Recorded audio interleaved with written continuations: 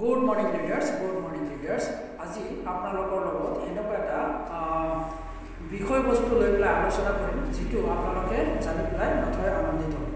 বন্ধুসকল, আজিৰ পইণ্টটো হ'ল DMU formula, decision making unit.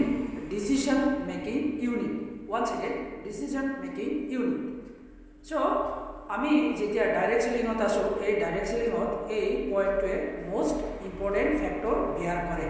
যেতিয়া আমি চেলছৰ দুনিয়াত থাকোঁ নাইবা আমি বেচা কিনাৰ লগত জড়িত হৈ থাকোঁ, তেনেহ'লে আমাৰ এই পইণ্টটো জনাৰ অত্যন্ত দৰকাৰ।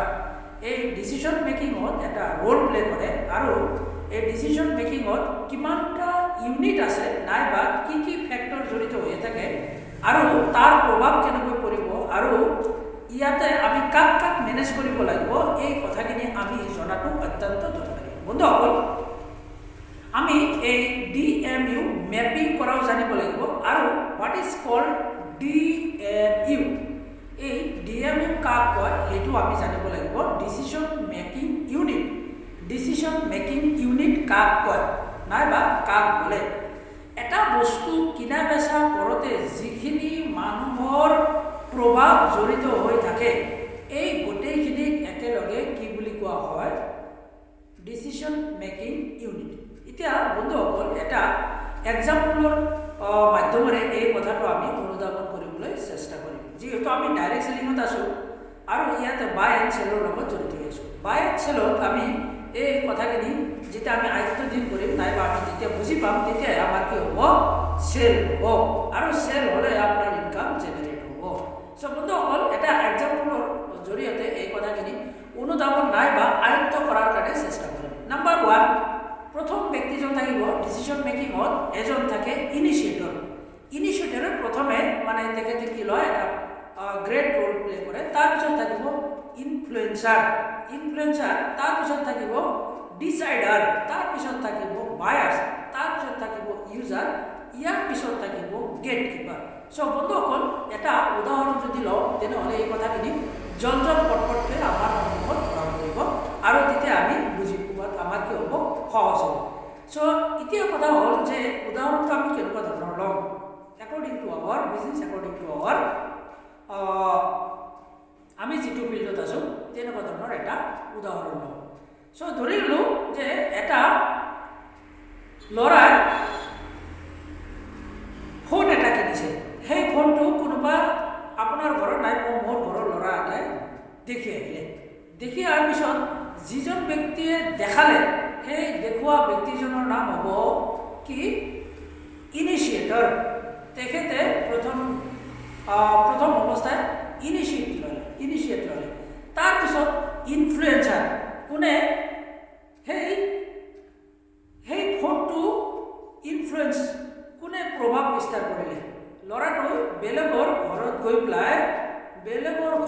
পেলাই এজন ল'ৰাই ৰিয়েলমি ফোন ইউজ কৰি আছে আৰু সেইটো চাই পেলাই মোৰ ল'ৰাটোৱে নাই বা আপোনাৰ ল'ৰাটোৱে যেতিয়া কিনাৰ কাৰণে উদ্বুদ্ধ হৈ গ'ল, দেখাওতাজন হ'ব ইনফ্লুৱেঞ্চাৰ, আৰু যিজনে ইনফ্লুৱেঞ্চ হৈ গ'ল, প্ৰভাৱিত হ'ল, যোনে কিনাৰ কাৰণে এক্সাইটেড হৈ গ'ল, তেখেত হ'ব ইনিচিয়েটৰ। এতিয়া ডিচিশ্যন ল'ৰাই কিনিব নোৱাৰে। ডিচিশ্যনটো কাৰ হাতত আছে? দেউতাকৰ হাতত আছে নাইবা মাদাৰৰ হাতত আছে। মাদাৰে কি কৰিলে? ডিচিশ্যন ল'লে, য়েছ তোমাক এই ফোনটো দিয়া যাব। তাৰপিছত দেখা গ'ল যে বাইং কেপাচিটি কাৰ হাতত আছে? সেইটো কিনিব পৰা যিটো ক্ষমতা, কিনিব পৰা যিটো দক্ষতা, সেই দক্ষতাটো কাৰ হাতত আছে? দেউতাকৰ হাতত আছে। তেনেহ'লে father is the financial master, আৰু ফাইনেন্সিয়েল কেপাচিটিটো কাৰ হাতত আছে? দেউতাকৰ হাতত আছে। তেনেহ'লে দেউতাকে কি হৈ গ'ল? মাদাৰে কি কৰিলে? দেউতাকক কনভিন্স কৰিলে, নাইবা দেউতাকে কি হৈ গ'ল? বস্তুটো দিয়াৰ কাৰণে, টকাটো দিয়াৰ কাৰণে ৰেডি হৈ গ'ল। এতিয়া ইউজাৰ কোনে কৰিব? ইউজাৰ হ'ব ল'ৰাজনে কি কৰিব? বস্তুটো ব্যৱহাৰ কৰিব। ইয়াৰ পিছত যি জাগাত এই বস্তুটো কিনাৰ কাৰণে যাব আৰু যিটো দোকানত যাব, তাতে এজন কি থাকিব? গেট কিপাৰ থাকিব। যেতিয়া আপুনি সেই দোকানটোত সোমালে, এই গোটেইখিনি ফেক্টৰ যেতিয়া ৰেডি হৈ গৈছে তেতিয়া সেই বস্তুটো কিনাৰ কাৰণে ক'ত যাব? দোকানত যাব। এতিয়া দোকানত তাত কোন আছে? নাম্বাৰ 1 আছে গেটকিপাৰ। তাৰপিছত কোন আছে? যোনে ইউজাৰ, যোনে বস্তুটো ইউজ কৰিব। তাৰপিছত কোন আছে? ইনফ্লুৱেঞ্চাৰ। আৰু ইনফ্লুৱেঞ্চ কৰা ব্যক্তিজনো তাৰ লগত আছে। এতিয়া এই দোকানীজনৰ নাম আমি দিছোঁ গেটকিপাৰ। তেখেতে এটা গ্ৰেট ৰোল প্লে কৰে। এই বস্তুটো বিক্ৰী হোৱাৰ ক্ষেত্ৰত এই 6জন মানুহৰ এটা কি আছে?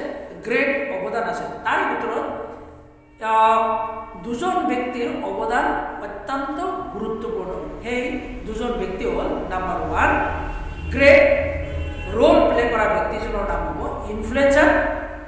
দ্বিতীয় নম্বৰ ব্যক্তি হ'ব গেটকিপাৰ। গেটকিপাৰ এতিয়া দোকানীজনে কি কৰিলে? এইটো বস্তু দেখাইছে সেলছমেনজনে, এইটো দেখাইছে, এইটো দেখাইছে। যেতিয়া এই গেটকিপাৰজনে ক'ব যে এই ৰিয়েলমিটো অপতকৈ বহুত ভাল, ইয়াৰ বহুত ফিচাৰ্ছ ভাল আছে, ইয়াতে বহুত মানে কোৱালিটি আছে, তাতকৈ এই বস্তুটো কি হ'ব?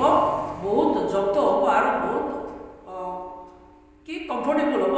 চ' এইটো ল'লে তোমাৰ কি নহয়? লছ নহয়। তেতিয়া ইনফ্লুৱেঞ্চাৰজনে ক'ব যে হয় মই এইটোৱে কিনিছোঁ, এইটো কিনি পেলাই মই যি শান্তি পাইছোঁ, চলাই পেলাই যি ভাল পাইছোঁ।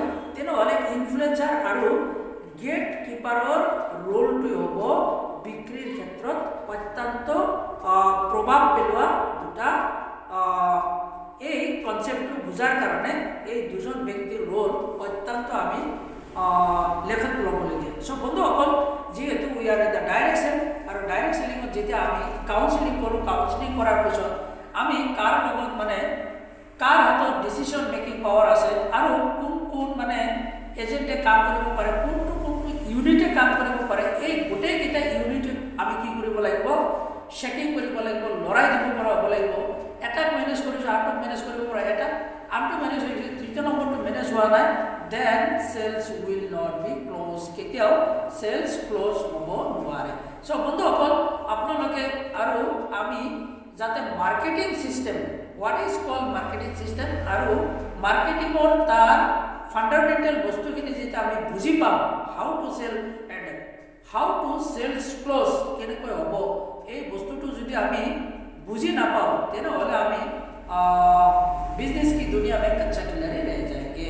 सो दोस्तों, ये बात आपको समझ में आना चाहिए, और मैं समझता हूँ मैं जो बात आपके सामने रखा ये बहुत ही मानने वाला और सुनने वाला और सुनाने वाला होना चाहिए। That is called decision making unit. Hope that this video will encourage you and try to understand what we are going to sell and how to sell and how to close the sale.